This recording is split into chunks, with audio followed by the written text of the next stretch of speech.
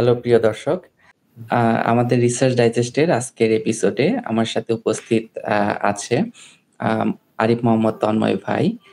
আরিফ ভাই বর্তমানে associate scientist হিসেবে কাজ করছেন চাইল্ড হেলথ রিসার্চ ফাউন্ডেশনে। এবং আমরা যে পার্টিকুলার আর্টিকেলটি নিয়ে কথা বলবো সেখানে যাওয়ার আগে ভাইয়ের কাছে কাইন্ডলি আপনার ক্যারিয়ার জার্নিটা সম্পর্কে একটু জানতে চাইবো। ভার্সিটি থেকে শুরু করে এই পর্যন্ত কিভাবে আসলেন এবং কোথায় কোথায় ছিলেন এবং ছোট করে কি নিয়ে কাজ করেছেন এই আর কি।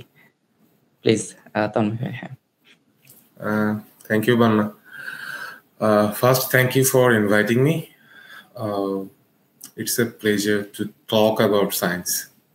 এটা একটা মেজর পয়েন্ট, কারণ সায়েন্স নিয়ে আমরা নিজেরা চিন্তা করি, বাট কথা বলি প্রকাশ্যে অনেক কম। Science communication is a big part of science, but আমাদের ওই চর্চাটা আসলে দেশে ওইভাবে গড়ে ওঠে নাই। সো এটা একটা বড় ল্যাক। সো গুড যে তুমি এটা নিয়ে কাজ শুরু করেছো, একটা কমিউনিকেশন স্কিল হলো, একটা কমিউনিকেশন ওয়ে হলো হচ্ছে। So about me, আমার honors masters same as you from Dhaka University, biochemistry. Masters এর সময় আমি মাস্টার্স এর কাজ করেছি প্ল্যান্ট মলিকুলার বায়োলজি ল্যাবে। প্রফেসর হাসিনা খানের সাথে আমার মাস্টার্স এর থিসিস ছিল। আমার মাস্টার্স এর থিসিসের সময় আমি মেইনলি কাজ করেছি লিগনিন নিয়ে, যদিও সেটা লিগনিনের মলিকুলার বায়োলজি না, ওইটা প্র্যাকটিক্যালি ছিল হচ্ছে লিগনিনের এস্টিমেশন ফ্রম জুট। বিকজ ওই সময়টাতে আমাদের ল্যাবে, ভার্সিটির ল্যাবটাতে আমাদের লিগনিন এস্টিমেশনের কোনো ওয়ে ছিল না, কোনো প্রোটোকল এস্টাবলিশ ছিল না। So my thesis was about establishing the estimation assay for lignin in jute fiber, and later I also established in jute stem cell, jute stain. So ওখানে মেনলি ওইটা নিয়ে কাজ করা হয়েছে। এর পাশাপাশি অন্য মলিকুলার বায়োলজির যে কাজ ছিল সেখানে ইনভলভ ছিলাম। এক বছর সম্ভবত আরএ হিসাবে এক বছর যাওয়ার পরপরই ওখানে ল্যাব ম্যানেজারের দায়িত্ব নেওয়া লাগে। দেন ওখানে 1-1.5 বছর ল্যাব ম্যানেজার হিসেবে ছিলাম। দেন আমি তখনকার সময় এটা আমাদের সিএইচআরএফ, আমি এখন যেখানে আছি চাইল্ড হেলথ রিসার্চ ফাউন্ডেশন, এটা ইস্টাবলিশ হয়েছে অনেক আগে 2007-এ, বাট আমাদের মেইন ল্যাবটা ছিল হচ্ছে শিশু হসপিটালে, ঢাকা শিশু হসপিটালে মাইক্রোবায়োলজি ল্যাবে। সো ওখানে আমি 2013 সালে জয়েন করি প্রফেসর সমীর কুমার সাহার সাথে। ওখানে কাজ করা শুরু করি। ওখানে আমার কিছু মেজর হার্ডেল ওই সময় ক্রস করা লাগছে, বিকজ দ্যাট ল্যাব ওয়াজ একেবারে pure clinical microbiology lab, and আমাদের বায়োকেমিস্ট্রিতে মাইক্রোবায়োলজি প্র্যাকটিক্যালি পড়ানো হয় একটা course. So rather than clinical তো আর পরের হিসাব। সো আমার ওইটা অনেক স্ট্রাগল করা লাগছে ক্লিনিক্যাল মাইক্রোবায়োলজিতে নিজেকে পুরোপুরি মানায় নেওয়ার জন্য। সো ওর পাশাপাশি আমি ওখানে এসে মাইক্রোবায়োলজির কাজ শিখি, তার সাথে সাথে মাইক্রোবিয়াল মলিকুলার বায়োলজি নিয়েও কাজ শুরু করি। সে সময় মেনলি নিউমোকক্কাস, যেটা আরেকটা নাম হচ্ছে স্ট্রেপ্টোকক্কাস নিউমোনি, সো সেটা নিয়ে কাজ শুরু করি। সালমোনেলা টাইফি আর একটা ছিল, যেটা টাইফয়েড ফিভারের ইটিওলজিক্যাল এজেন্ট কারণ। সো সেটা নিয়েও কাজ শুরু করি। এই দুইটা নিয়ে মেনলি আমি ওই সময়টাতে কাজ করেছি। সো ওখানে আমি 3 বছর মতো কাজ করি। দেন ফ্রেঞ্চ গভর্নমেন্টের একটা স্কলারশিপে, ফ্রান্স গভর্নমেন্টের একটা স্কলারশিপে আমি পিএইচডিতে চলে যাই। আমার পিএইচডি মোটামুটি একটা স্যান্ডউইচ পিএইচডি ছিল।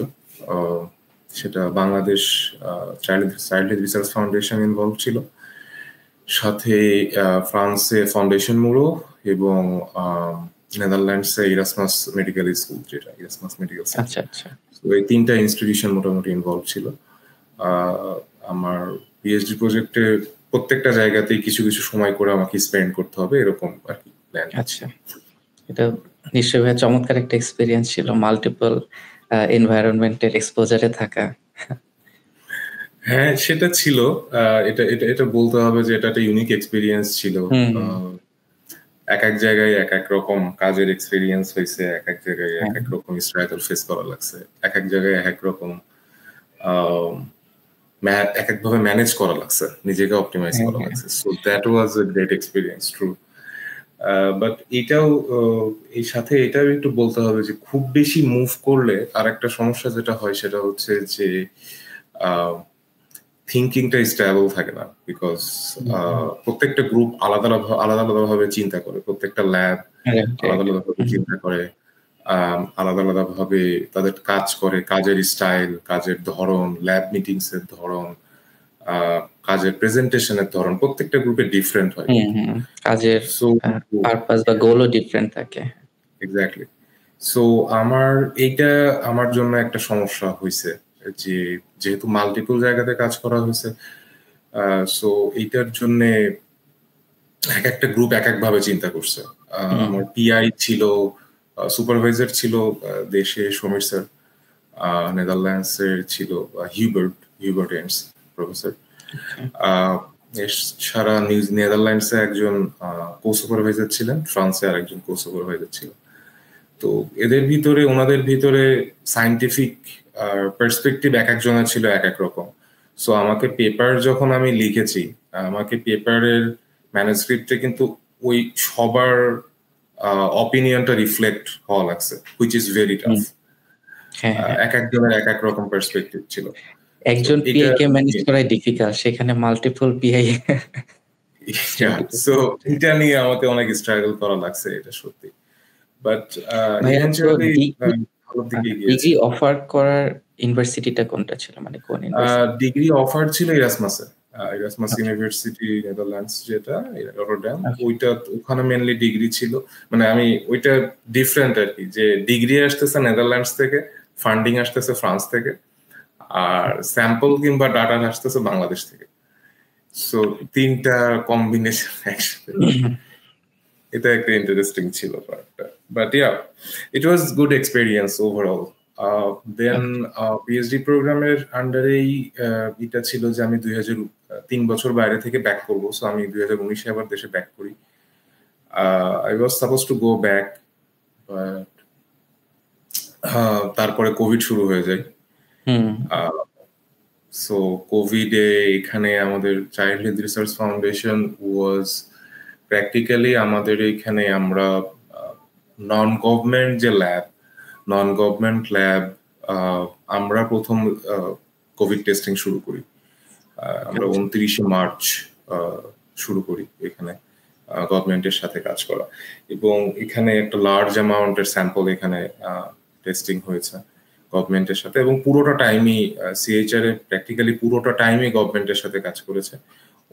অন্য ল্যাবগুলা যেরকম গভর্নমেন্টের সাথে শুরুতে যারা ছিল তারা সবাই বছর খানেক পরে কিংবা 7-8 মাস 10 মাস পরে তারা নিজেরা প্রাইভেটলি টেস্টিং শুরু করেছিল। বাট সমীর স্যার এই জিনিসটা অ্যালাউ করেন নাই, চানও নাই পিআই হিসেবে।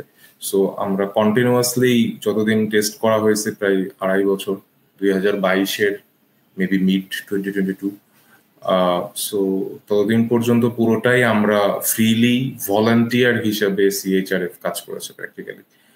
এটার জন্য গভর্নমেন্টের কাছ থেকে আমরা রিএজেন্ট সাপোর্ট পেয়েছিলাম, বাট আদার দ্যান দ্যাট আমাদের মানে ধরো আমি কাজ করেছি, মানে এক্সট্রা স্যালারি বা ফিনান্সিয়াল সাপোর্ট ছিল না।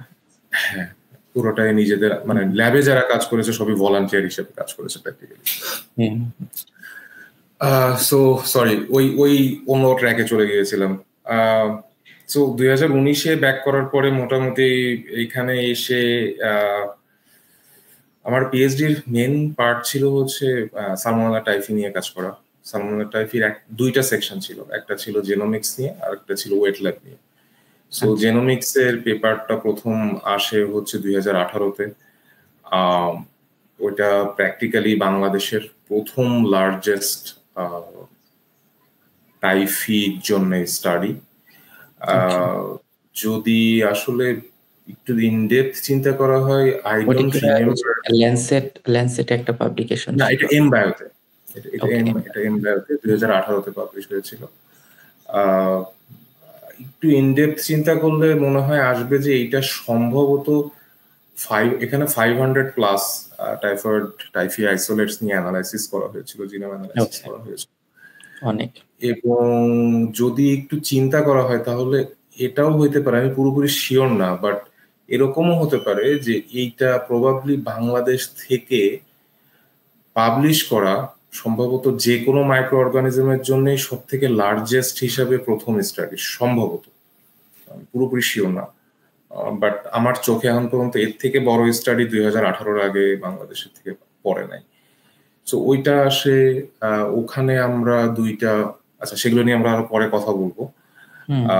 তো ওইটার পরে আমার ওয়েট ল্যাবের যে কাজটা ছিল নেদারল্যান্ডসে, মেনলি পুরোটাই নেদারল্যান্ডসে ছিল ওয়েট ল্যাবের কাজটা। ওয়েট ল্যাবের কাজের সময় আমি একটা উইয়ার্ড একটা এক্সপেরিয়েন্স ফেস করি, এটা শেয়ার করাটা মানে শেয়ার করলে মনে হয় জুনিয়রদের আপনাদের জন্য সুবিধা হবে। সো আমার সুপারভাইজারও আগে ক্লিয়ার জানতেন না যে ইরাসমাসে টাইফি নিয়ে কাজ করা যায় কিনা। We just assumed it does, the whole group যারা অ্যাজিউম করছিল যে কোনো সমস্যা নেই, এটা করা যায়। But as it turned out আমরা করতে গিয়ে সে সময় দেখলাম যে নেদারল্যান্ডসে টাইফি হচ্ছে level 3 organism, biosafety level 3। But usually it is BSL2, right? BSL2, but আমাদের যেহেতু হচ্ছে যেহেতু এখানে জেনেটিক মডিফিকেশনের প্ল্যান ছিল, সো সেজন্য এটা BSL2 না BSL3। So BSL3 level facility লাগবে, যেটা ওখানে আছে, that's not a problem. Problem হচ্ছে ইরাসমাসে কেউ কখনো টাইফি নিয়ে কাজ করে নাই। সো প্র্যাকটিক্যালি ইরাসমাসে টাইফি নিয়ে কাজ করার লাইসেন্স নেই। ওকে। সো আমাকে ওখানে গিয়ে ভার্সিটি ডিপার্টমেন্টের সাথে আমার লং টাইম কাজ করা লাগছে গভর্নমেন্টের কাছ থেকে পারমিশন আনার জন্য। সো একটা লার্জ অ্যামাউন্টের টাইম, ধরো আমি ওইখানে গিয়ে সেট আপ হয়ে গিয়েছে, যখন আমি জিনিসপত্র অর্ডার করবো that times it turned out যে এখানে কাজ করার পারমিশনই নেই। সো তখন পুরোপুরি জিনিসটা সুইং হয় যে না, গভর্নমেন্টের কাছ থেকে পারমিশন আনতে হবে, এটা হবে সেটা হবে। So that took a quite a long time because এটার জন্য অনেক পেপার ওয়ার্কস এর কাজ ছিল। একটা ডিফারেন্ট টাইপের এক্সপেরিয়েন্স ছিল এটা। হ্যাঁ, একেবারে পুরোপুরি একটা আর এক্সপেরিয়েন্সটা পুরোপুরি আলাদা। আর ওই যে বললাম যে কেউই যখন কাজ করে নাই, আমার সুপারভাইজার জানছিল এটা হয়তো সবখানে যেহেতু কাজ হয়, ওয়াই নট, এটা তো কাজ করতে তো সমস্যা না। বাট নোবডি চেকড, এন্ড আমি ওখানে নতুন, আমি তো চেক করার প্রশ্নই ওঠে না। একটা নতুন এক্সপেরিয়েন্স ছিল এখানে একটা। সো তারপরে আবার যাওয়ার প্ল্যান ছিল বলছিলেন, তো এটা কি পোস্টডক হিসেবে নাকি? না, ওখানে হচ্ছে ডিফেন্স করার জন্য আসলে প্ল্যানটা ছিল ওখানে। মানে আমার যেহেতু যে বললাম 3টা কান্ট্রি মিলায়, সো টিচিং রাইটিং এর পার্টটা করার কথা ছিল দেশে এসে, then I was supposed to go back again, যে ওখানে ডিফেন্সের জন্য যাব। পরে অনলাইনে করেছেন নাকি? হ্যাঁ, ওয়েট ল্যাবের যে পার্টটা ছিল ওই সময়টাতে, ওয়েট ল্যাবের পার্টে কোনো রেজাল্ট আসে নাই, রেজাল্ট আসছিল না, and we had very little time. Time অনেক কমে যাচ্ছিল যেহেতু পেপার ওয়ার্কসের জন্য অনেক সময় চলে গিয়েছিল। সো আলটিমেটলি সে সময় ডিসিশন হয় যে আমরা ওয়েট ল্যাবটা স্কিপ করব। সো ওয়েট ল্যাব স্কিপ করে আমার তখন পুরোপুরি জিনিসটা মুভ হয় হচ্ছে যে bioinformatics and data analysis, completely dry ল্যাবের দিকে প্রজেক্টটা চলে যায়। ওকে। সো ওইটা একটা মেজর পয়েন্ট ছিল, বিকজ ওইটার পরে হচ্ছে আমি অনেক আগের থেকে পাইথনের কাজ টুকটাক পারতাম যখন ডিপার্টমেন্টে ছিলাম, হাসিনা ম্যাডামের ল্যাবে, তখন লিনাক্সের কিছু কাজ করতে পারতাম, একদমই ছোটখাটো। পাইথন খুব হালকা পাতলা জানতাম একেবারে। ফর এক্সাম্পল আমি ফাংশন ডিফাইন করতে পারতাম না, একদম সিম্পলি পুট। লুপ পুরোপুরি ঠিক মতো কাজ করতো না লিখতে গেলে, এরকম টাইপের একটা অবস্থা, একেবারেই বেসিক। সো সেই সময় হচ্ছে চ্যালেঞ্জটা শুরু হয়। সো দ্যাট ওয়াজ যখন ওয়েট ল্যাবের কাজটা হলো যে নেগেটিভ, তখন পুরোপুরি ড্রাই ল্যাবে যাবে কাজগুলো। সো আমার সে সময় অলরেডি তখনও 2টা পেপার বাকি, যে ড্রাই ল্যাবের থেকে আমাকে 2টা পেপার বের করতে হবে। আমার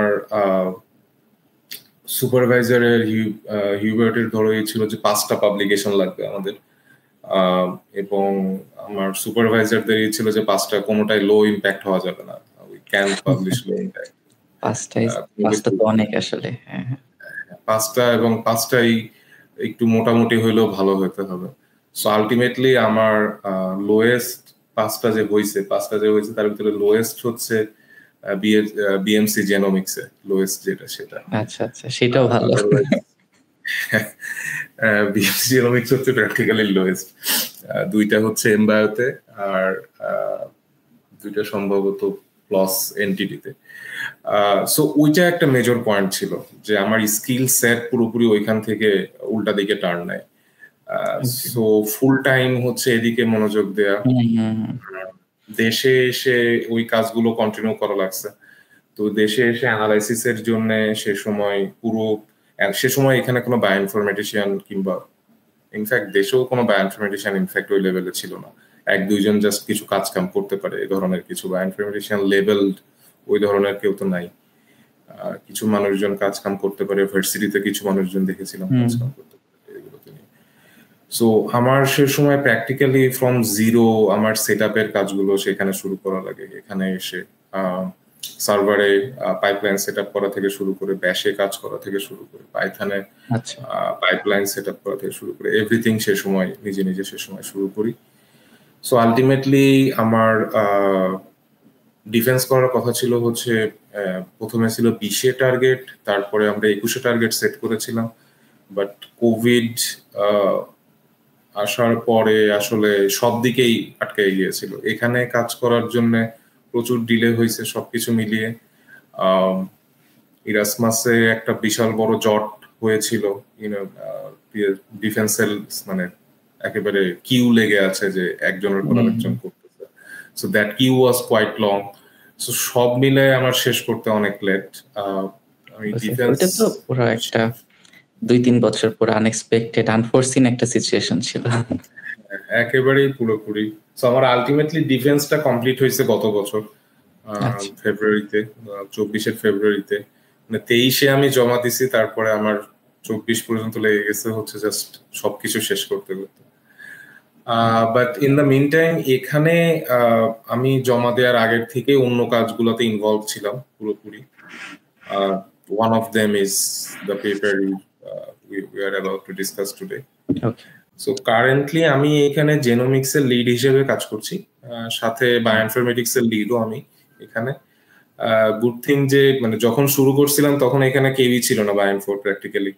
বাট বায়োইনফোর এখানে এখন একটা মেজর ফ্যাসিলিটি আমরা গড়ে তুলতে পারছি যে কয়েকজন এখানে আছে যারা ওই কনফিডেন্সটা আছে যে অ্যানালাইসিসই হোক, ইট ডাজন্ট ম্যাটার যে কি অ্যানালাইসিস, যে অ্যানালাইসিসই হোক you can pull that off. It's practically that, যে কোনো ডাটাই হোক আমাদের জাস্ট বুঝতে হবে যে কি ডাটা, আমাদের জাস্ট বুঝতে হবে যে এই ডাটার অ্যানালাইসিসটা আগে কিভাবে মানুষজন করছে, আমাদের পড়তে হবে, জানতে হবে। But technically we are pretty sound. Right, wonderful. ভাই সিকোয়েন্সিং এর মধ্যে তো আসলে অনেক ইনফরমেশন থাকে এবং কারো পারপাস অনুসারে বা এক্সপার্টিজ অনুসারে ওই ইনফরমেশন থেকে আসলে মিনিংফুল নলেজটা বের করে নিতে হয় আর কি। তবে ভাই থ্যাংক ইউ সো মাচ আপনার ক্যারিয়ার জার্নিটা শেয়ার করার জন্য। আমরা তাহলে রিসার্চের ডিসকাশনে চলে যাই। আমরা যে আর্টিকেলটি নিয়ে আজকে কথা বলবো সেটি পাবলিশ হয়েছে নেচার কমিউনিকেশন জার্নালে এবং এর টাইটেল হচ্ছে paratype, a genotyping tool for Salmonella paratyphi A reveals its global genomic diversity. So এই পেপারটি নিয়ে কথা বলার জন্য আমার সাথে উপস্থিত আছে আর্টিকেলটির ফার্স্ট অথর আরিফ মোহাম্মদ তন্ময় ভাই। ভাই আপনাকে স্বাগতম আমার প্ল্যাটফর্মে আপনার এই চমৎকার আর্টিকেলটি নিয়ে কথা বলার জন্য। থ্যাংক ইউ বান্না। শিওর ভাই। তো আমি কিছু স্ট্যাটিস্টিক্স দেখছিলাম ভাই, টাইফয়েড এবং প্যারাটাইফয়েড খুবই কমন একটা ডিজিজ এবং হচ্ছে প্রায় 1 থেকে 2 কোটি ইনফেকশন হয় গ্লোবালি, আমি রিসেন্ট ডেটাটা দেখলাম। এবং এটা হচ্ছে টাইফয়েডের ইনফেকশন এবং প্যারাটাইফয়েডও প্রায় 50 লক্ষ বা 5 মিলিয়ন কেসের মতো পাওয়া যায়। এবং 1.5 থেকে 2.5 লক্ষ মানুষ মারা যায় প্রতি বছর। সো এটা প্রিটি অ্যালার্মিং এবং মোর ডেঞ্জারাস আমাদের জন্য যেটা সেটা হচ্ছে সাউথ এশিয়াতে এটা অনেক বেশি প্রিভ্যালেন্ট এবং এখানে রিস্ক অনেক বেশি বলা হয়। তো এই টাইফয়েড এবং প্যারাটাইফয়েড এইটার ডেঞ্জার নিয়ে আমাদেরকে একটু বলেন যে এটা হাউ ডেঞ্জারাস দে আর এবং হচ্ছে এই দুইটার মধ্যে আসলে কোনো পার্থক্য আছে কিনা, দুইটা ডিফারেন্স কোথায় আর কি, মানে clinically. So first of all কোশ্চেনটা অনেক ইম্পর্টেন্ট এবং সুন্দর একটা কোশ্চেন। সো বাংলাদেশের জন্য টাইফয়েড প্যারাটাইফয়েড একটা খুবই কমন একটা ডিজিজ। এটা প্র্যাকটিক্যালি বাংলাদেশের মনে হয় এমন কোনো ফ্যামিলি নাই যেখানে টাইফয়েড কিংবা প্যারাটাইফয়েড হয় নাই। এটা যে এখানে সবখানেই হয়েছে এবং এটার একটা মেজর কারণ হচ্ছে যেটাকে বলি আমরা water and sanitation system, water and sanitation hygiene যেটা। সো বাংলাদেশে ওয়াটারের এবং স্যানিটেশন যে সিস্টেমটা এইটা একটা মেজর এখানে সমস্যা। বিকজ হিস্টোরিক্যালি স্ট্রেট ফরওয়ার্ড কিন্তু প্রুফ আছে, ওয়েস্ট কান্ট্রিজ গুলোতে দ্যাট যে ওয়াটার অ্যান্ড স্যানিটেশন সিস্টেম যদি ঠিক করা হয় টাইফয়েডের নাম্বার ওভারনাইট চেঞ্জ হয়ে যায়। It becomes from a dominant to a rare disease. It's like a overnight হয়ে যায় practically. ধরো there are proofs, historical records আছে যে নিউ ইয়র্কে, লন্ডনে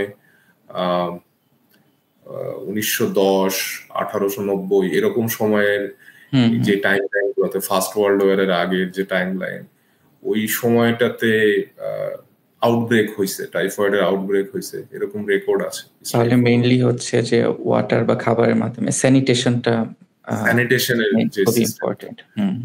যে নিউ ইয়র্কে বেশ কয়েকটা আউটব্রেকের রেকর্ড আছে এরকম, বাট ওরা সম্ভবত 1890 কিংবা এরকম কোন একটা সময় হচ্ছে ওদের স্যানিটেশন সিস্টেমটা পুরোপুরি ঠিক করে, এরকম আমার এক্সাক্ট সালটা মনে নেই। আচ্ছা, এখানে জাস্ট আরেকটা জিনিস মনে হলো যে ধরেন সেম ইকোনমিক কন্ডিশনের আরো যে কান্ট্রিগুলো আছে বা ধরেন সেম টেম্পারেচার ওয়েদারের যে কান্ট্রিগুলো আমাদের মতো আছে, তো ওদের তুলনায় জিওগ্রাফিক্যালি আমাদের সাউথ এশিয়ার বা বাংলাদেশের কি পজিশনগত কোনো কারণ আছে যে কারণে এটার বেশি রিস্ক বেশি? পজিশনগত একটা বিষয় তো আছেই, সেটা হচ্ছে যে এখানে যে টেম্পারেট যে এনভায়রনমেন্ট সেটাতে তো সব অর্গানিজমই অনেক ভালো গ্রো করে। সো এই এনভায়রনমেন্টে গ্রো করে না তো অ্যানিমেল কিংবা লাইফের কোনো কিছু নাই যে এখানে গ্রো করে না, যে টেম্পারেচারে আমরা বাস করি। It's perfect for life, right? So সেইটার একটা সেকশন তো আছেই, দ্যাটস অবভিয়াস।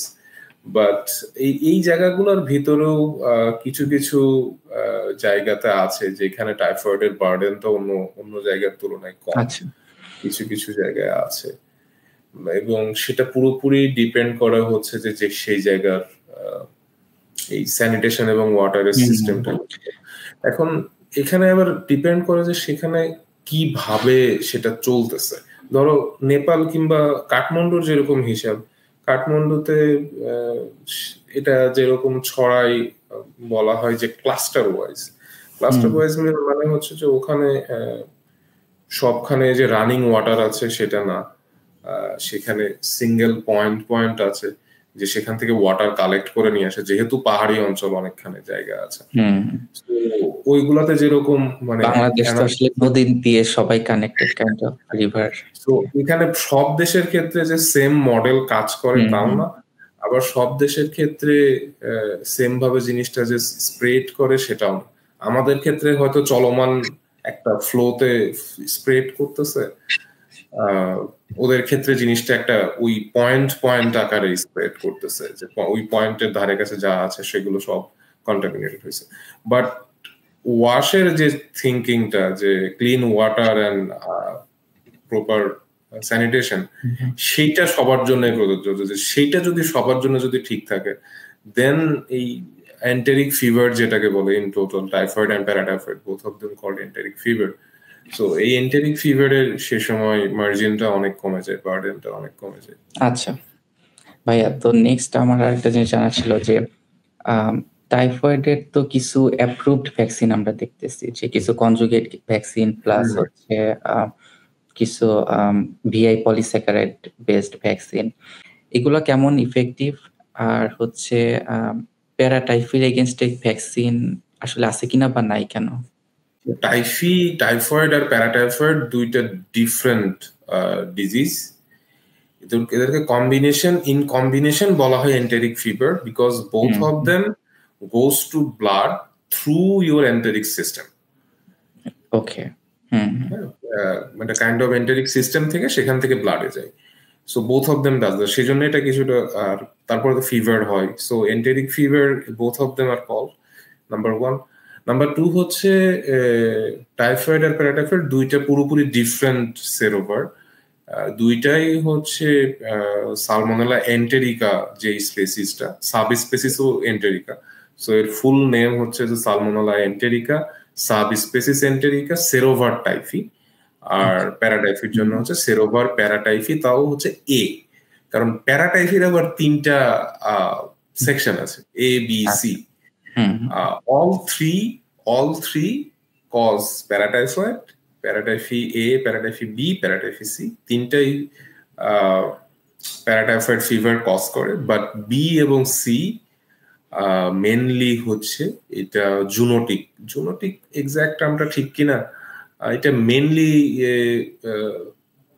মানে অন্য প্রাণীদের কাছ থেকে মানুষের কাছে ট্রান্সফার হয়। আরো একটু বেশি ক্লিয়ার যদি করি, চিকেনের কাছ থেকে হয় অনেক ক্ষেত্রে, এ ধরনের আছে। বাট প্যারাটাইফি এ এবং হচ্ছে টাইফির মেইন হচ্ছে এবং টাইফি, এই দুইটা হিউম্যান রেস্ট্রিক্টেড। এরা এদের হিউম্যানের বাইরে কোনো হোস্ট নাই।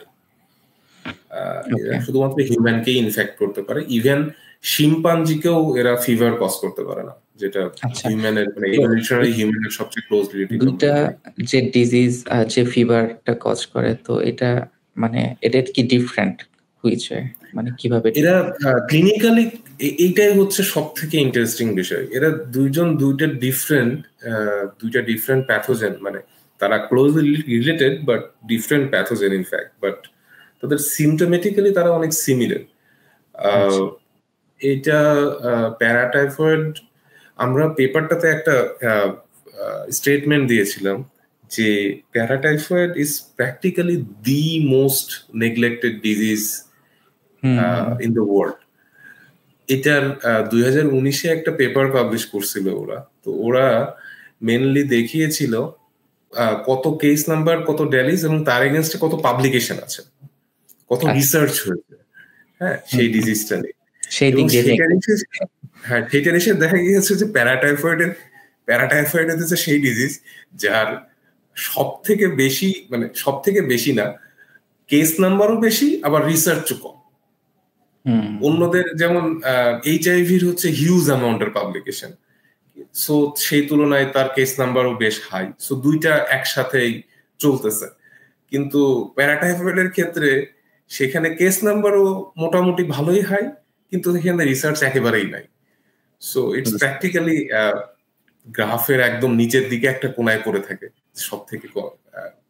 ভ্যাকসিনের পয়েন্টটা হচ্ছে যে ভ্যাকসিনটা হচ্ছে টাইফয়েডের জন্য ভেরি স্পেসিফিক। ভ্যাকসিন অনেক আগের থেকে টাইফয়েডের আছে, সেগুলো প্রথমে ছিল ইনঅ্যাক্টিভেটেড, টাইপ 2 ইনঅ্যাক্টিভেটেড ভ্যাকসিন অনেক আগে চালু হয়েছিল এটা। দেন আসে হচ্ছে পলিস্যাকারাইড, এইগুলোর এফিকেসি অতটা ভালো না, কাজ করে খুব যে ভালো কাজ করে তা না, এ ধরনের কিছুটা। আর একটা মেজর সমস্যাটা হচ্ছে যে এগুলা লেস দেন 2 ইয়ার্স তো কাজ করে না। লেস দেন 2 ইয়ার্সে কাজ করার জন্য ইউ নিড কনজুগেট ভ্যাকসিন।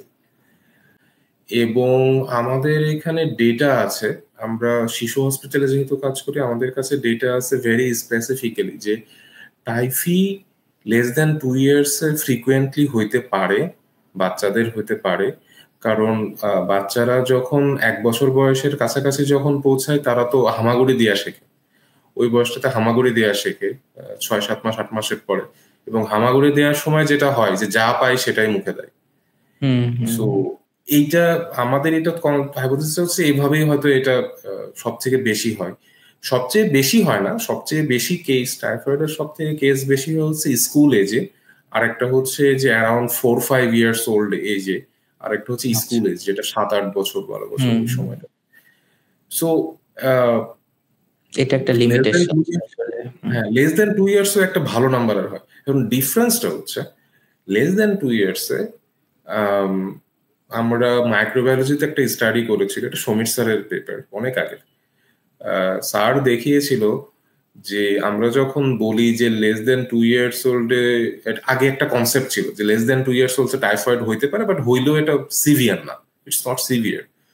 তো স্যারের ডাটা, এটা 90s-এ একটা পাবলিকেশন স্যার করেছিল, সেখানে উনি দেখিয়েছিলেন যে এই কনসেপ্টটা অ্যাকচুয়ালি ভুল, কনসেপ্টটা ঠিক না। কি জন্য?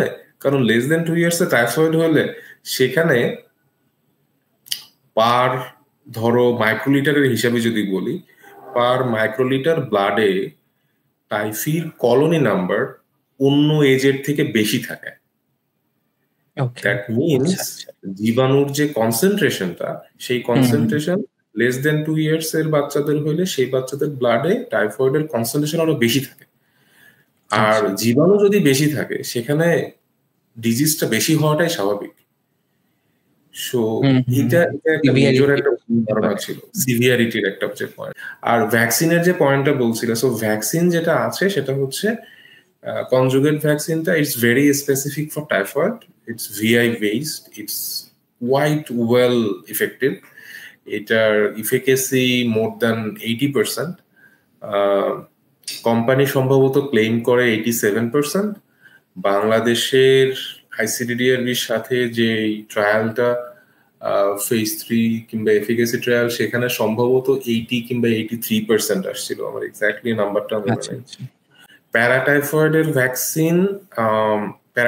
ভ্যাকসিন এখন পর্যন্ত হচ্ছে রিসার্চ অনগোয়িং। এইটার টাইফির ভ্যাকসিনটা প্যারাটাইফয়েডে কাজ করবে না, বিকজ টাইফয়েডের ভ্যাকসিনটা হচ্ছে Vi based. Vi it's antigen, it's Typhi specific antigen, এটা প্যারাটাইফয়েডে নাই। That's practically reason. বাট প্যারাটাইফয়েডে হচ্ছে ও অ্যান্টিজেন যেটা, সো প্যারাটাইফয়েডে ও অ্যান্টিজেনের উপরে কাজ চলতেছে গ্লোবালি কয়েকটা ল্যাবে। সো তারা ওখানে ভ্যাকসিন ডেভেলপমেন্টের কাজগুলোই চলছে।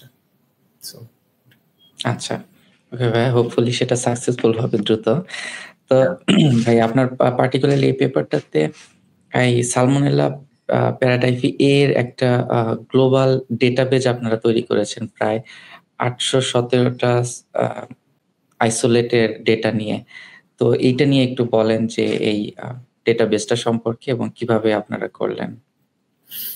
সো আমরা প্যারাটাইফয়েডের জন্য যখন আমরা কাজ করা শুরু করি, এটা শুরুতে আসলে এরকম প্ল্যান ছিল না যে জিনিসটা এত বড় স্কেলে হবে।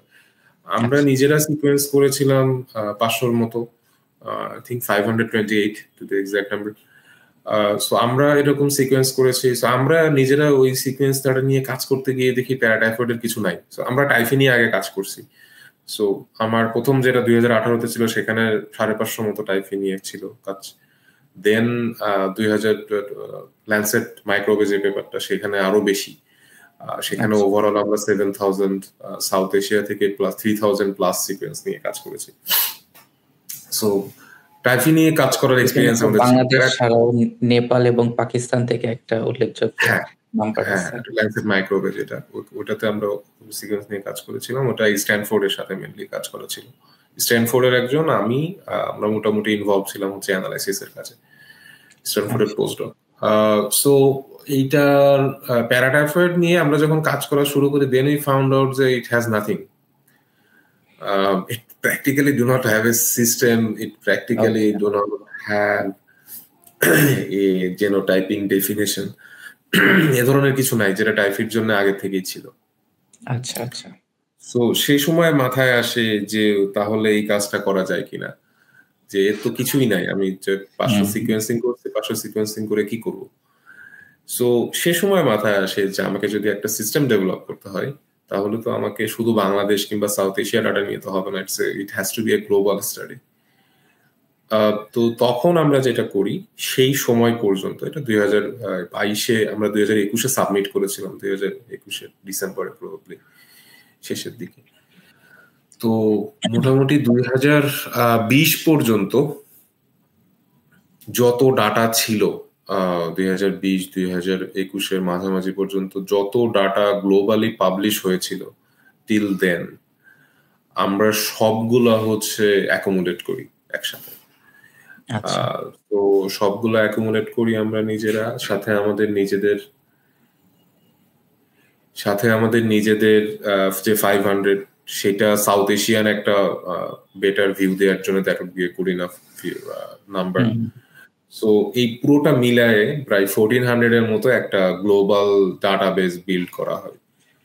আচ্ছা, সেই গ্লোবাল ডাটাবেস দিয়ে হোল জিনোম সিকোয়েন্সিং ডেটা নিয়ে, তাই তো? সবই whole genome sequence data completely. সেখানে টোটাল আই থিঙ্ক 30+ কান্ট্রির ডাটা ছিল, এবং প্রায় 100 ইয়ার প্লাস ডাটার টাইমলাইন ছিল টোটাল কমপ্লিট। আচ্ছা, তো এইটা বিল্ড করা হয় ডাটাবেসটা এভাবে, সবই পেপার থেকে নেয়া, আমাদের ডাটাগুলো সাথে ওর সাথে অ্যাড করা। সো 800 যেটা বললা, সে তার ভিতরে 500 হচ্ছে বাংলাদেশ থেকে, এবং তারপরের গুলা হচ্ছে এই ওর সাথে সিপ প্রজেক্ট যেটা একটা আছে। সো সিপ হচ্ছে south Asian typhoid project practically একটা। তো সেখানে ওখান থেকে হচ্ছে পাকিস্তান এবং নেপালের থেকে ডাটা নেওয়া হয়, ইন্ডিয়ার থেকে কিছু সিকোয়েন্স ছিল সেগুলো অ্যাড করা হয়। তো সব মিলায়ে হচ্ছে 1400 অ্যারাউন্ড নাম্বারটা আসে। সো ওইটার অ্যানালাইসিস থেকে তারপরে হচ্ছে সিস্টেমটা ডেভেলপ করা। বুঝতে পারছি। এটা খুবই ইম্পর্টেন্ট। পরবর্তী যে পাইথন বেসড আপনারা যে অ্যালগোরিদমটা ডেভেলপ করলেন, সে এই পেপারের মেইন ডিসকাশন যেটা নিয়ে প্যারাটাইপ। সো প্যারাটাইপ যে পাইথন স্ক্রিপ্ট আপনারা লিখেছেন এপিডেমিওলজিক্যাল স্টাডিজ বা হচ্ছে জেনোটাইপিং কে আরো ইজি করার জন্য, তো প্যারাটাইপটা সম্পর্কে একটু বলেন যে এটা কিভাবে কাজ করে, আর হচ্ছে আপনারা যখন এটা ইউজ করলেন তখন কিছু স্ট্রাইকিং ফাইন্ডিংস কি পেলেন?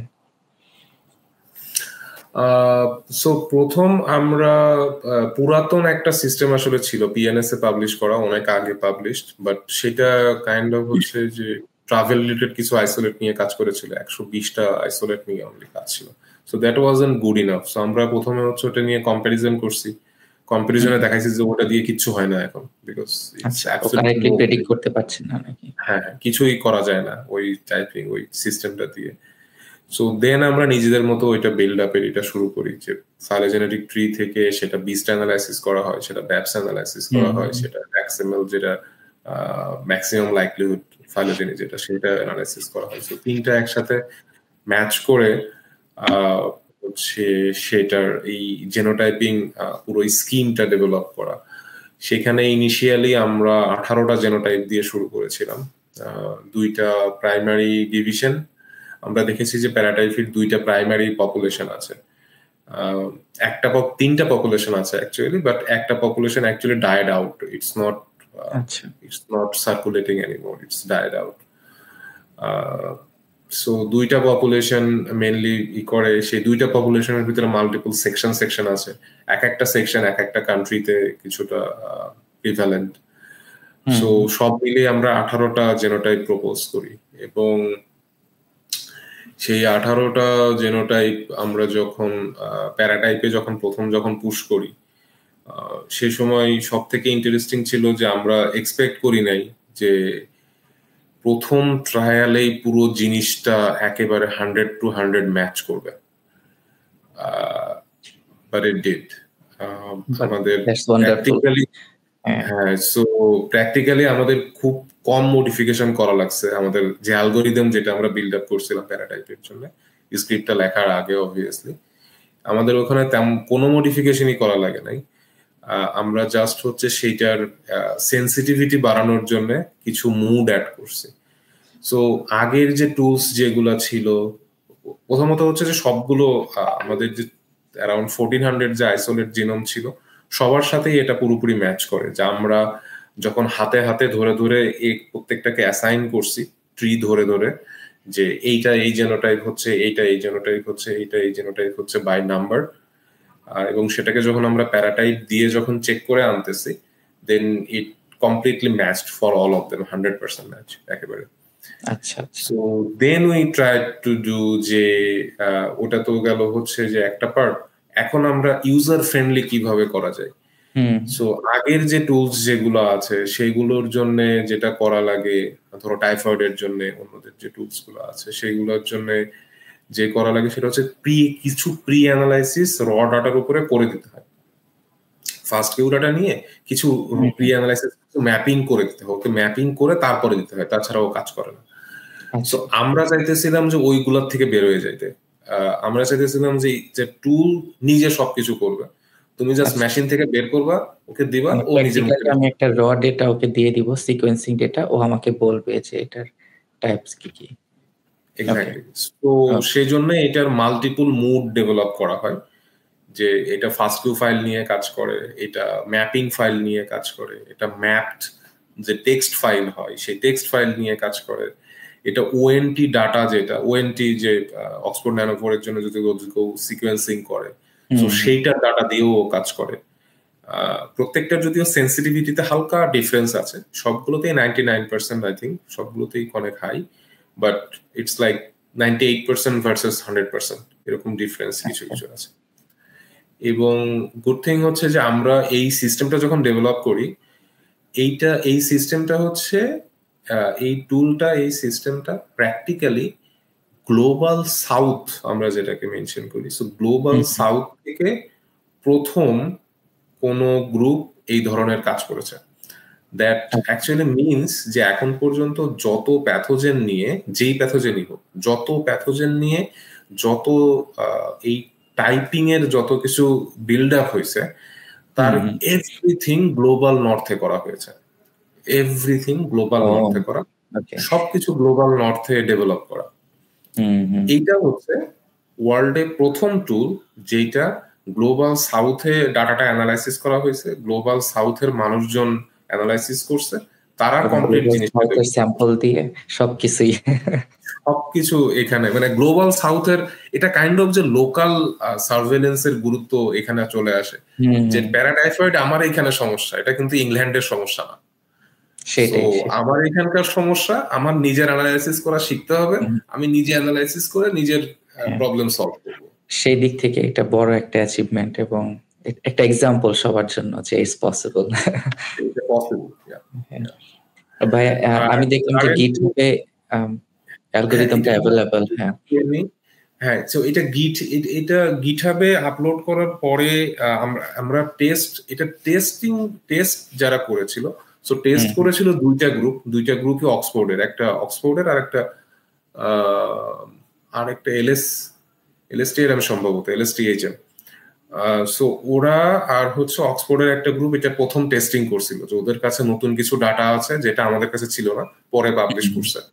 সো ওরা পরে ওই টুলটা সেই সময় ইউজ করে দেখছে যে কাজ করে কিনা, ভেরিফাই করার জন্য। হ্যাঁ, ভেরিফাই করার জন্য। এবং এইটার ভার্সনটা, ট্রায়াল ভার্সনটা বেরোনোর পরের থেকে যতগুলো প্যারাটাইফয়েডের পেপার এখন পর্যন্ত হয়েছে, তাদের সবাই এই টুলসটা ইউজ করে। এবং ইন্ডিয়ার ডাটা অনেক কম, ইন্ডিয়া তো হিউজ একটা country, to be very honest, Bangladesh কিংবা নেপালের তুলনায়। সো আমাদের এক্সপেকটেশন ছিল যে ইন্ডিয়ার ভ্যারিয়েশনটা হয়তো অনেক আসবে, কিন্তু ইন্ডিয়ার ডাটা আমাদের হাতে ছিল খুবই কম যখন আমরা ডেভেলপ করি। সো ফার্স্ট ভার্সনটা যখন রিলিজ হয়, ভেলোরের গ্রুপ, আপনার ওরা বেশ কয়েকটা গ্রুপ মিলে এটা নিয়ে কাজ করে ওদের নিজেদের লোকাল ডাটার উপরে, এবং সেখান থেকে আসে যে ওদের বেশ কিছু জিনিসপত্র, বেশ কিছু আইসোলেট আছে যেগুলা মনে হচ্ছে যে নতুন জেনোটাইপ হইতে পারে। সো আমরা পরে ওই ডাটাটা ওরা আমাদের সাথে শেয়ার করে পাবলিকেশনের আগেই। সো আমরা প্রাইভেটলি নিজেদের এন্ডে আমরা কাজ করি, এবং কাজ করে আমরা সম্ভবত 2023 শেষের দিকে আমরা এইটার ভার্সন সেকেন্ড যে ভার্সনটা 1.1 সো ওইটা রিলিজ করি। ওইখানে আমরা 6টা নতুন জেনোটাইপ ওইখানে আরো নতুন করে প্রপোজ করা হয়। সো প্যারাটাইফয়েড এর কাইন্ড অফ এখন হচ্ছে 18+6 টোটাল 24 জেনোটাইপ গ্লোবালি। ওকে ওকে, বুঝতে পারছি। অ্যান্টিমাইক্রোবিয়াল রেজিস্ট্যান্স মার্কার গুলো চেক করা আর কি। তো আমি এমনি ইউজুয়ালি পড়ছিলাম যে সালমোনেলা টাইফির ক্ষেত্রে তো ওইটা কিছু অ্যান্টিবায়োটিক এগেনস্টে রেজিস্ট্যান্স পাওয়া গেছে, বাট প্যারাটাইফি এর ক্ষেত্রে আপনারা কি দেখেছেন এখানে আসলে রেজাল্টটা? এটা শুরু করার আগে মনে হয় আরেকটা পয়েন্ট বলা উচিত। সো আমি যে শুরুতে বলছিলাম যে প্যারাটাইফয়েড হচ্ছে সব থেকে নেগলেক্টেড, এটার আরেকটা প্রুফ হচ্ছে যে এটা এত নেগলেক্টেড যে এর নিজের কোনো ট্রিটমেন্ট পলিসি নাই। সো প্যারাটাইফয়েডের ট্রিটমেন্ট কোনো পলিসি নাই, জাস্ট যেহেতু টাইফয়েডের মতো similar symptom but it's like less রিসার্চেই না ক্লিনিক্যালিও নেগলেক্টেড কাইন্ড অফ। ক্লিনিক্যালিও নাই, ক্লিনিক্যালি প্যারাটাইফয়েডের জন্য ডিফারেন্ট কিছু নাই। ইটস সিম্পলি ইউজ প্যারাটাইফয়েডের জন্য যা ইউজ সরি টাইফয়েডের জন্য যেটা ইউজ করে প্যারাটাইফয়েডের জন্য সেটা ইউজ করে, because A clinically looks similar but less severe. So সেখানে সেপারেট কিছু করে না। ওকে, এখন ডিফারেন্সটা হচ্ছে আমরা যখন টাইফি ডাটা নিয়ে কাজ করছি আমরা প্রচুর রেজিস্ট্যান্স দেখছি, প্রচুর রেজিস্ট্যান্স। এবং খুব রিসেন্টলি আমরা আরেকটা পেপার মেড আর্কাইভে আপলোড করেছি এই গত মাসে ফেব্রুয়ারিতে, যে বাংলাদেশে এখন সেফট্রাক্সন রেজিস্ট্যান্ট টাইফয়েডের একটা আউটব্রেক টাইপের শুরু হয়েছে, যেটা আমরা ডিটেক্ট করছি, আমরা অ্যানালাইসিস করে সেটা শেয়ার করে দিয়েছি, মেড আর্কাইভে আপলোড করে দিয়েছি। এটা খুব রিসেন্ট, এটা গত বছরের একেবারে। সো এইটা প্রিটি নিউ বাংলাদেশের জন্য। সো এখানে রেজিস্ট্যান্সের অভাব নাই টাইফিতে। প্যারাটাইফিতে on the other hand almost nothing, কিছুই নাই। আমরা বাংলাদেশের যে 500 ডাটা করছি, 500 ডাটা অ্যানালাইসিস করছি, সেখানে কোনো এমডিআর নাই। সো প্র্যাকটিক্যালি প্যারাটাইফয়েড হইলে সেখানে আমরা ছোটবেলায় বেশ কিছু ড্রাগ ইউজ করা হতো। কট্রিম একটা ড্রাগ ছিল, দেন টাইসিল একটা ট্যাবলেট ছিল অ্যামোক্সিসিলিনের। আচ্ছা আচ্ছা, এগুলার দাম খুবই কম, এগুলো প্র্যাকটিক্যালি 2.5 টাকা 3 টাকা করে। সো প্যারাটাইফয়েড হইলে এগুলোর সবই কিন্তু ওইখানে কাজ করার কথা। প্যারাটাইফয়েডের 97% ক্ষেত্রে এগুলা কাজ করবে। ট্রিটমেন্টের ক্ষেত্রে এটা খুবই একটা ইম্পর্টেন্ট ইনফরমেশন ডক্টরদের জন্য, যে প্যারাটাইফি হলে আমার তো হাই এন্ডের অ্যান্টিবায়োটিক দেওয়ার তাহলে দরকার নাই, মানে যদি রেগুলারটা কাজ করে। খুবই ইম্পর্টেন্ট। আসলেও দরকার নাই, কারণ এখানে রেজিস্ট্যান্স কিচ্ছু নাই। আমরা গ্লোবাল ডাটাতে মানে 1,500 ডাটা, ওই 1400 ডাটা অ্যানালাইসিস করে সেখানে আমরা রেজিস্ট্যান্ট এমডিআর পাইছি মনে হয় 3টা সম্ভবত, তাও 3টার কোনোটা বাংলাদেশ থেকে না। ওভারঅল অ্যামোক্সিসিলিন রেজিস্ট্যান্স মনে হয় ছিল 5টা কিংবা 6টা, তার ভিতরে মেবি 1টা কিংবা 2টা হচ্ছে বাংলাদেশের। It's very rare, it's very rare. এখন এই অ্যানালাইসিসটা করার একটা মেজর ডিফারেন্সটা ছিল যে টাইফয়েড ভ্যাকসিন অনেক দেশে চলে আসছে অলরেডি, বাংলাদেশে অ্যাপ্রুভড হয়ে গিয়েছে, এটা আমরা জানি। আমরা গভর্নমেন্টের সাথে কিছু কাজ করা হয়েছে, সো সেগুলো নিয়ে আমাদের যে ইনফরমেশন আমরা যেটুকু জানি যে এখানে এই বছরের 25-এর শেষে কিংবা এরকম সময়ে টাইফয়েড ভ্যাকসিন ইন্ট্রোডিউস হবে বাংলাদেশে। দেখার বিষয় হচ্ছে এটা যখন ইন্ট্রোডিউস হবে তখন প্যারাটাইফয়েডের কি হয়। Okay. Because it's always been in the same niche. ওদের environmental niche সব সময় সেম। দুইজনই হচ্ছে হিউম্যান রেস্ট্রিক্টেড, দুইজনই সেম পাথওয়ে ফলো করে ছড়ায়, সেম ট্রান্সমিশন পাথওয়েজ। সো তাদের ভিতরে বার্ডেনের ডিফারেন্স পোস্ট টাইফয়েড ভ্যাকসিনে কি হয়, এটা অনেক ইন্টারেস্টিং একটা বিষয় ফলো আপ করার। ওকে, এটা একটা ডিরেকশন সামনের জন্য। আরেকটা ভাইয়া, তো টাইফয়েড এবং প্যারাটাইফয়েড রিলেটেড আর কি ফিউচার ডিরেকশন বা ফিউচার রিসার্চ আপনাদের প্ল্যানে আছে বা বাংলাদেশে করা উচিত বলে মনে হয়? আমরা আরো কিছু ইন্টারেস্টিং প্রজেক্ট নিয়ে কাজ করছি, যেরকম আমরা এনভায়রনমেন্টাল সার্ভেলেন্স করছি টাইফয়েডের। কারণ খুব নর্মালি যদি চিন্তা করো, গ্লোবালি বার্ডেন যেভাবে দেখা হয় সেটা হচ্ছে হসপিটাল বার্ডেন দেখা হয়।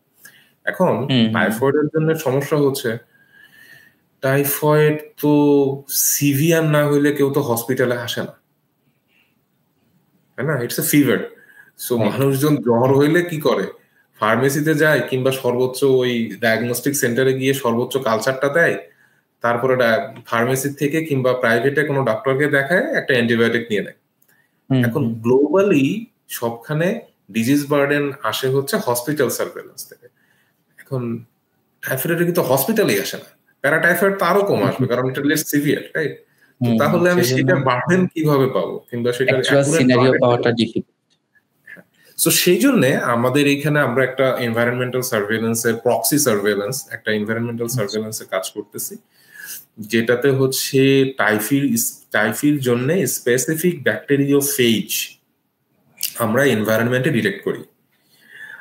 এনভায়রনমেন্ট মিনস ওয়েস্ট ওয়াটারে আমরা এটা ডিটেক্ট করি। এটা আমাদের এখানে এস্টাবলিশড। আমরা দেখিয়েছি আগে, আমরা পাবলিশ করেছি ডেটা, যে যেখানে টাইফয়েডের কেস নাম্বার বেশি, বার্ডেন বেশি, সেখানে ব্যাকটেরিওফেজের বার্ডেনও বেশি।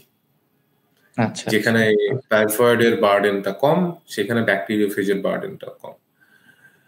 সো আমরা এখন এই স্টাডিটা পুরো কান্ট্রি ওয়াইড করতেছি, পুরো বাংলাদেশে 64 ডিস্ট্রিক্টে, পুরো দেশ জুড়ে এটার অ্যানালাইসিস, ডাটা অ্যানালাইসিস চলতেছে এই কাজটার। সো সেটা একটা মেজর। আমাদের পার্টনার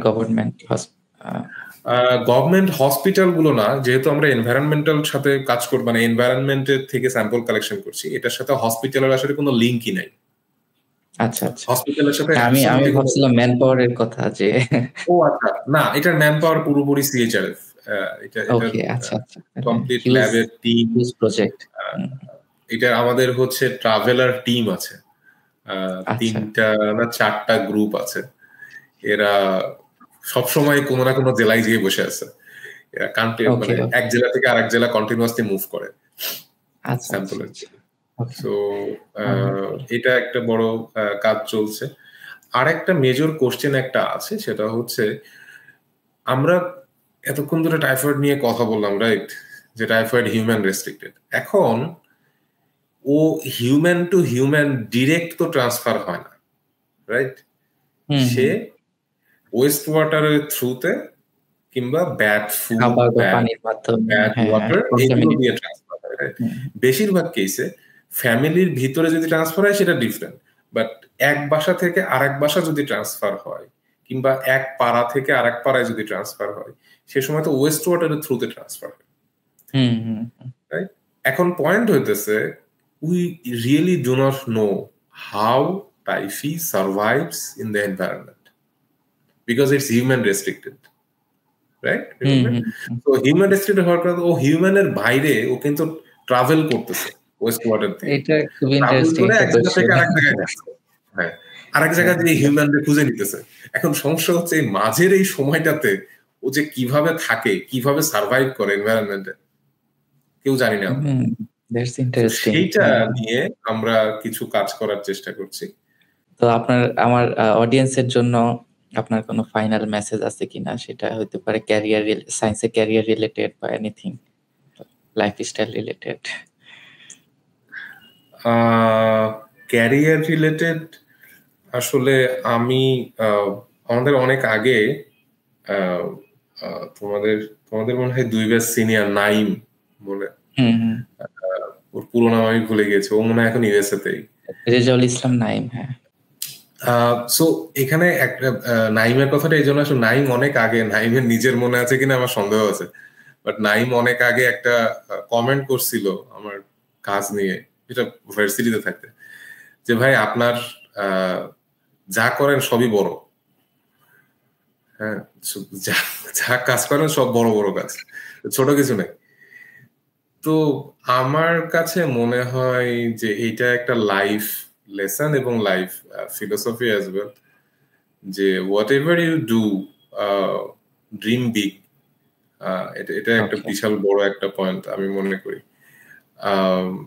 আমি লাইফে কখনো জিনোম অ্যানালাইসিসের কাজ করছিলাম না। আমি লাইফে প্রথম জিনোম অ্যানালাইসিসের কাজ করছি 600 জিনোমের একটা লাইভ সেটে প্রথম। অ্যান্ড তারপরে থেকে নাম্বারগুলো কন্টিনিউয়াসলি বাড়ছেই। আমি পাইথনে ফাংশন পর্যন্ত লিখতে পারতাম না। সেই মানুষ মেবি 3 বছর, সেখান থেকে 3 বছর পরে, যেখান থেকে ওই স্টেজ থেকে দেন 3 বছর পরে আমি একটা কমপ্লিট টুল লিখে ফেলছি। সো এই জিনিসগুলা আমি মনে করি যে মানুষের স্বপ্নের ভিতরে থাকাটা গুরুত্বপূর্ণ। আর ব্যারিয়ার গুলো ভাঙা, নিজে যেটা প্যাশনেট সেটার জন্য যতগুলো ব্যারিয়ার ভাঙা প্রয়োজন সেটা ভাঙা। It not be easy, it will not be easy. এটা এই কাজগুলো করার জন্য যেই মেন্টাল, ফিজিক্যাল, ফ্যামিলিয়াল সবকিছু দিয়ে যে ধকলটা যায়, সেই ধকলটা সবসময় সবার জন্য সহ্য করাটা মুশকিল হয়। আমার জন্য এই যে সব সাদা হয়ে গেছে, মাথা ফাঁকা হয়ে গেছে। সো এটা সবকিছুরই ইম্প্যাক্ট আছে। Everything has a cost, everything has a cost. আমরা যে এখন যে রোজার মাস রোজা রাখতেছি, উপরওয়ালার কাছে যে আমরা আমাদের পাপ মোচনের জন্য হোক কিংবা জান্নাতের জন্য হোক, যেটার জন্যই হোক আমরা দোয়া করতেছি, আমি পার্সোনালি মনে করি যে সেই দোয়াটার জন্য আমি যে সময়টা দিচ্ছি সেটাও একটা ফ্যাক্টর। সো আমি যদি রিসার্চের জন্য সময় দেই, আমার রিসার্চে উন্নতি হবে। আমি যদি আমার লাইফ স্টাইলে সময় দিই, আমার লাইফ স্টাইল বেটার হবে। আমি যদি আমার ধর্মে যদি সময় দেই, আমি যদি আমার উপরওয়ালার জন্য ইবাদতে যদি সময় দেই, তাহলে আমার ওই দিকটা বেটার হবে। সো লাইফের সব দিক মেনটেন করাটা সবসময় ইজি না, it's very tough task. But যেটার জন্যই হোক ওই সংকল্পটা থাকাটা অনেক গুরুত্বপূর্ণ যে whatever I do or whatever we do big, number one. Number two হচ্ছে যে something useful. অনেক আগে, প্রায় 10 বছর মতো আগে, সমীর স্যার একবার একটা কথা বলছিল। সমীর স্যার বাংলাদেশে 2টা মেজর ভ্যাকসিনের কাজ করেছে। একটা হচ্ছে, যারা জানে না তার জন্য, আমাদের ওই যে ইওলো যে কার্ডটা দেয় বাচ্চাদের, ইওলো কার্ডে একটা পেন্টা ভ্যাকসিন থাকে। সো পেন্টার ভিতরে একটা হচ্ছে হিপ ভ্যাকসিন বলে। এটা মেনিনজাইটিস করে, কিন্তু ইটস সিরিয়াসলি সিভিয়ার, কারণ এর ডেথ রেট হচ্ছে 25%। এটা মেনিনজাইটিস হয় হিমোফিলাস ইনফ্লুয়েঞ্জা টাইপ বি, একটা ব্যাকটেরিয়া দিয়ে। এটা 25% হচ্ছে ডেথ রেট এবং 25% হচ্ছে sequelae rate. Sequelae rate means হচ্ছে রোগ চলে যায় কিন্তু এর মেন্টাল সিমটম থেকে যায়। সে আইদার প্যারালাইজড হয়ে যায়, মেন্টালি ইনক্যাপেবল হয়ে যায়, কিছু না কোনো মেন্টাল সমস্যা রেখে যায়। সো হইলে তার 50% চান্সই থাকতো এই মেনিনজাইটিস যদি এটা দিয়ে হয়, তার 50% চান্স থাকবে যে তার কোনো না কোনো কিছু হয়ে যাবে, হয় মারা যাবে, তা না হলে ইনক্যাপাসিটেড হয়ে যাবে। এইটার জন্য যে ভ্যাকসিনটা, সেটা সমীর স্যার আনছে, সমীর স্যারের ডাটার উপরে বেস করা। এবং স্যার 2015-তে আরেকটা ভ্যাকসিন, যেটা নিউমোকক্কাল ভ্যাকসিন, পিসিভি, ওই কার্ডে লেখা থাকে পিসিভি 1, 2, 3। সো পিসিভির কমপ্লিট ডেটা সমীর স্যার করছে, সমীর স্যারের কাজ করা ল্যাবে। এবং আমি সেটার জেনোমিক্স নিয়ে এখন কাজ করছি, একটা পেপার সাবমিটও করেছি, এখন অনলাইনে আসে নাই সেটা। সো যে পয়েন্টটা বলছিলাম, স্যার অনেকদিন আগে একটা কথা বলছিল যে আমি যদি কালকে মরে যাই, আমাকে অ্যাটলিস্ট মানুষ, আমার যে কাজগুলো আমি করেছি, মানুষ নাম জানবে না, কিন্তু মানুষ এর উপকারিতা আরো 50 বছর পাবে। বুঝতে পারছি। তোরা কি